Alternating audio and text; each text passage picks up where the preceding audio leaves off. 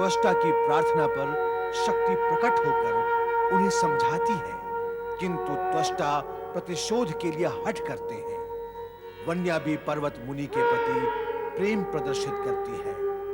त्वष्टा के यज्ञ से वृत्रासुर प्रकट होता है, जिसे त्वष्टा ब्रह्मा की आराधना का आदेश देते हैं। दूसरी ओर पर्वत मुनि रात्रि के गहन अंधकार में वन्या व उसके पिता को निद्रावस्था में छोड़कर पदार्पण कर गए तथा वन में जाकर शिवलिंग के सम्मुख अपने पापों का प्रायश्चित करने लगे। सूर्य की प्रथम किरण के साथ जब वन्या निद्रा से जागी तो आश्चर्यचकित रह गई। नमः शिवाय। नारायण नारायण, जय जय ब्रह्मदेव। राजकुमारी दमयंती मृत्यु पर्यंत शिवाराधना का प्रण कर भोलेनाथ की भक्ति में लीन हो गई। दमयंती की भक्ति व भावनाएं एक आदर्श नारी के विचारों का प्रतीक थीं, तथा शिव को प्रसन्न कर फल प्राप्त करना ऐसे ही विचारों का दर्पण था। दूसरी ओर ऐसे ही विचारधारा का प्रतीक असुर वृत्रासुर अपने दृढ़ निश्चय पर अडिग ब्रह्मदेव से वरदान प्राप्ति की इच्छा हेतु तन मन से उनकी तपस्या में लीन था।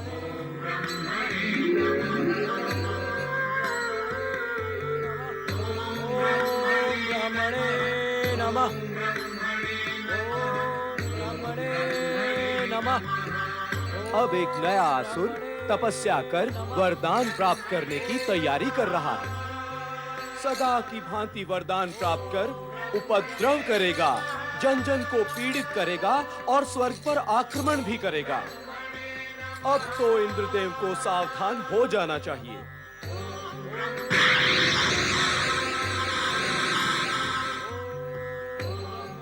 मित्र, तुम जानते हो ये कौन है?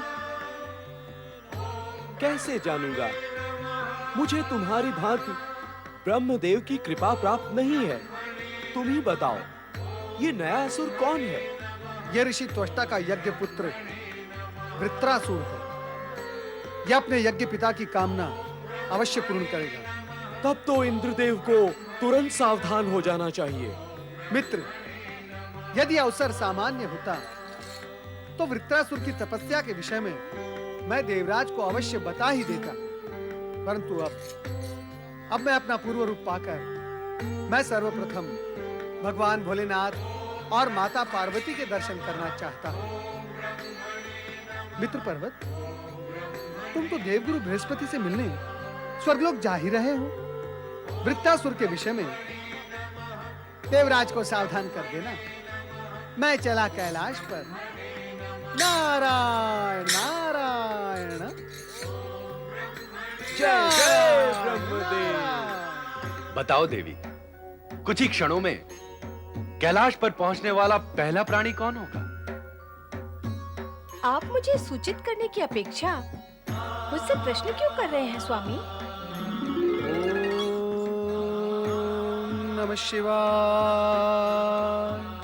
नारद, मैं तुमसे ये कदापि नहीं पूछूंगी कि तुम इतने समय तक कहाँ रहे। मैं तो केवल इतना ही जानना चाहती हूँ कि प्रभु की भविष्यवाणी के अनुसार तुमको तो अवश्य ही धर्म पत्नी प्राप्त हुई होगी, तो तुम उसे साथ लेकर क्यों नहीं आए? इतने दिन अनुपस्थित रहकर तुमने तो अपना स्वभाव ही बदल डाला नारद। तुम्हारी वो चंचल हंसी, विनोद शैली, वाक्पटुता सब कहां गए? मुझे ये ज्ञात नहीं था भोलेनाथ कि आपके वरदान की ओट में मेरे लिए अभिशाप भी छिपा हुआ था। क्या मेरे साथ वो विचित्र खेल खेलने में आपका कोई विशेष प्रयोजन था देवेश्वर? वो खेल नहीं था नारद, विधाता का विधान था, जो तुम्हारी इच्छा से उद्भव और प्रकट हुआ था। यदि महर्षि दधीचि को उनकी पत्नी सुवर्चा के साथ तपस्या करते देखकर तुम्हारे मन में पत्नी को पाने की इच्छा न जागती, तो न तुम वानरमुखी बनते और न ही धर्म पत्नी को पाने की इच्छा से कोरे ही रह जाते। स्वामी, नारद वानरमुखी बने और इनका विवाह भी हुआ। ये सब आपने मुझे क्यों नहीं बताया? माता, मेरा विवाह नहीं हुआ। मैं परमपिता ब्रह्मा जी का मानस पुत्र, बाल ब्रह्मचारी। भला विवाह करने का अपकर्म मैं कैसे कर सकता हूँ? तो क्या धर्मपत्नी तुम्हें विवाह के बिना ही प्राप्त हो गई? माता, ये एक अत्यंत करुण कहानी है। भगवान भोलेनाथ जानते भी हैं कि वो अभागी राजकुमारी दमयंती मेरी इच्छा के विरुद्ध मेरे ही मोहजाल में फंस गई, और मैं भी उसी चक्कर में आकर अपने परम मित्र पर्वत के श्राप से ग्रस्त होकर वानरमुखी बन गया। जो कुछ हुआ उसे भूल जाओ नारद। वो दुःस्वप्न के समान एक कटु अनुभव था, जिसे भूल जाना ही हितकर है। परंतु मैं उस एकनिष्ठ राजकुमारी दमयंती को कभी नहीं भूल सकता भोलेनाथ। मेरे ही कारण वो राज सुख से वंचित होकर एक साधारण सी कुटिया में आपकी आराधना कर रही है भोलेनाथ। उसे इस कष्ट से उबारे भोलेनाथ। आराधना कभी कष्टकारक नहीं होती नारद। भक्त होते हुए भी क्या तुम इस शाश्वत सत्य से अनभिज्ञ हो? उस महान नारी को उसकी आराधना का प्रतिफल हम अवश्य देंगे।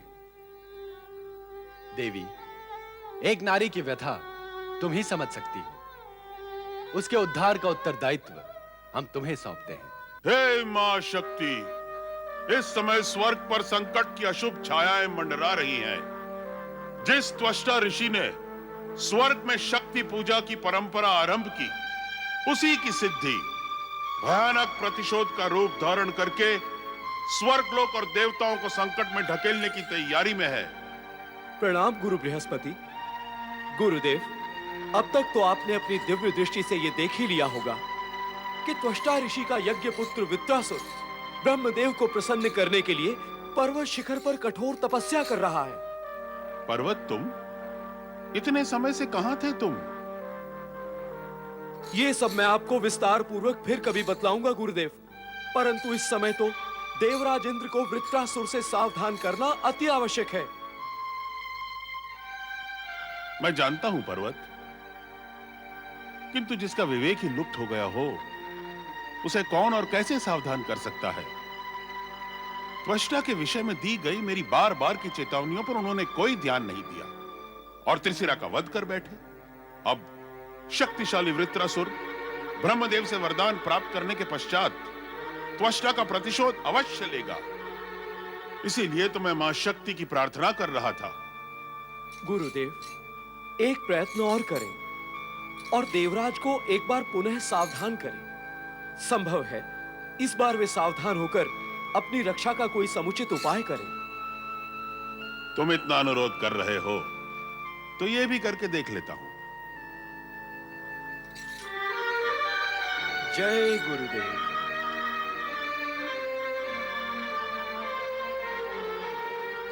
हे मां शक्ति, देवराज इंद्र को सद्बुद्धि दो।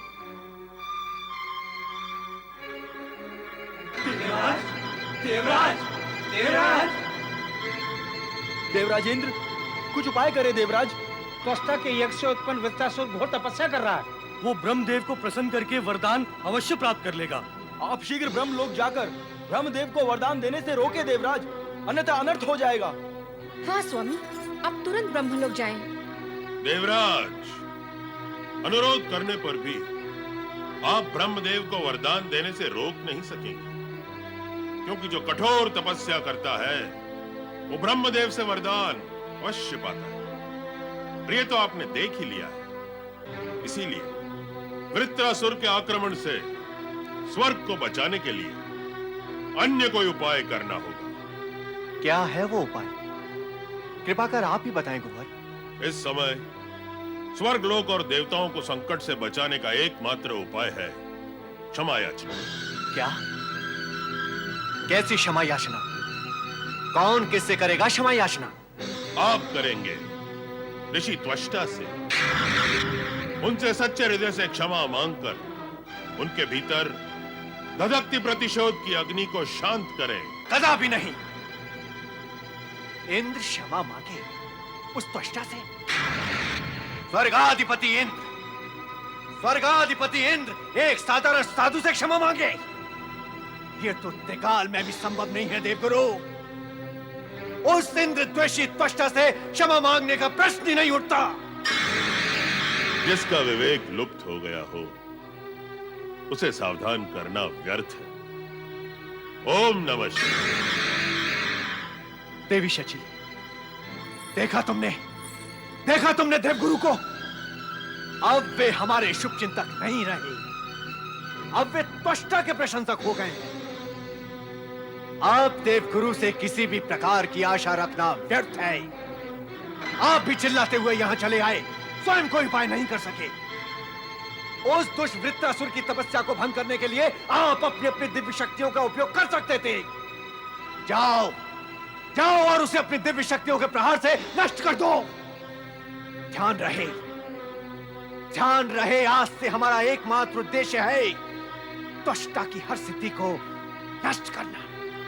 जैसी आपकी आज्ञा देवराज। ओम ब्रह्मणे नमः। ओम ब्रह्मणे नमः। ओम ब्रह्मणे नमः। ओम ब्रह्मणे नमः। ओम ब्रह्मणे नमः। ओम ब्रह्मणे नमः। ओम ब्रह्मणे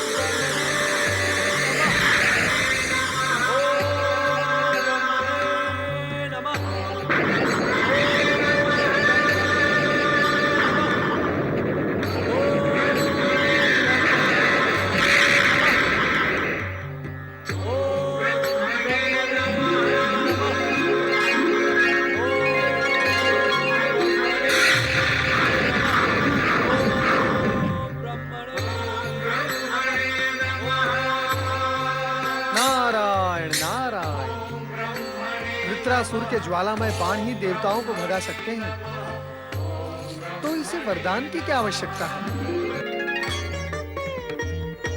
देवी सरस्वती,